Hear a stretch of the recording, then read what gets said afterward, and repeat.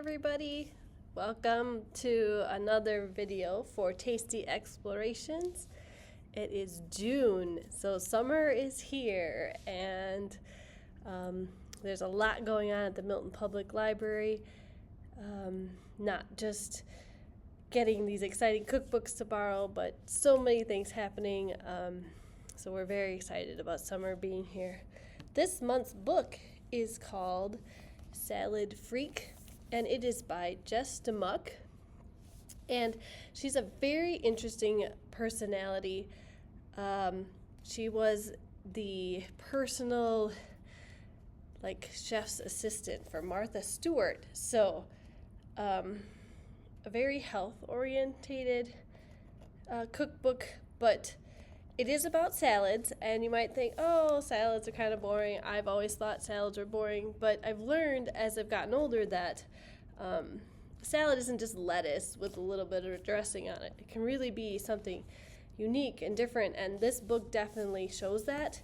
It's a very colorful, I would say, perky book. The author she's got a great personality, I think. It's a fun read, and the pictures are quite beautiful.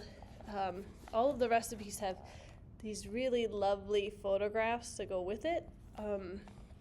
And I like how the book is divided by seasons. So she's very much a fan of eating seasonally, so what's available in the winter versus what's available in the summer.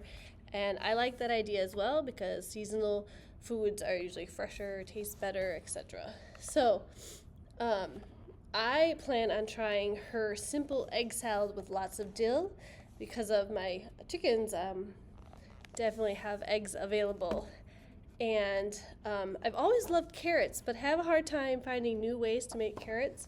So this there's a recipe in here for a very simple carrot salad, which I've never thought of, just having carrots with some parsley and olive oil, and she makes dressings a certain way.